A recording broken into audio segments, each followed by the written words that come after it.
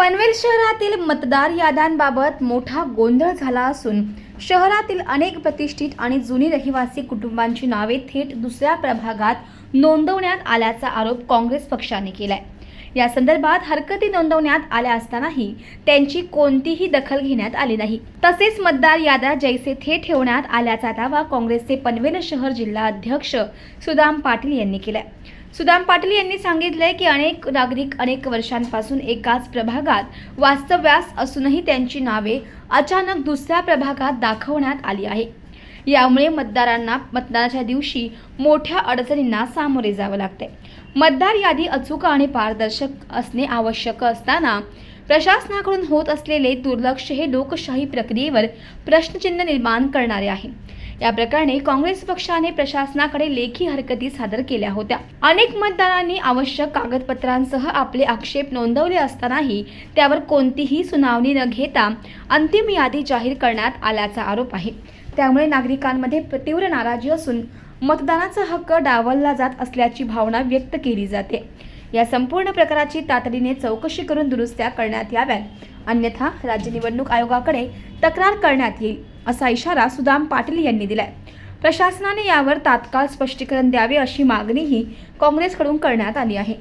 आमच्या काँग्रेस पक्षाचे माजी नगरसेवक मागच्या वेळेला देखील ह्या मतांच्या विरोधात उच्च न्यायालयात धाव घेतलेली होती, परंतु आपण बघत असाल शिवसेना राष्ट्रवादी पक्षात गिळंकृत केले।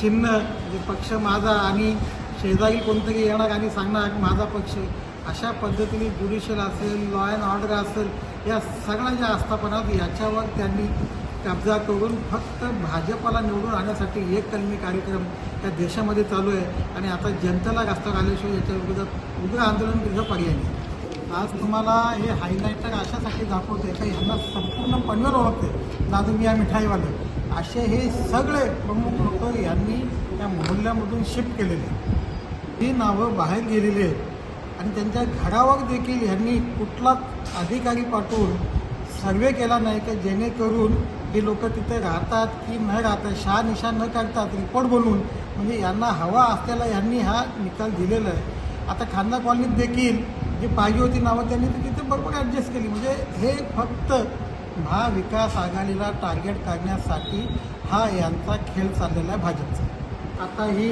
मस्ते फॅमिली यांनी पनवेल नगर परिषदेचं उपनगराध्यक्षपद भूषवलेलं आहे आणि ह्या अशा लोकांना देखील जर मोहल्ल्यातून बाहेर काढत असेल तर हे प्रशासन म्हणजे कशा पद्धतीनं काम करतं हे सिद्ध झाले असेल।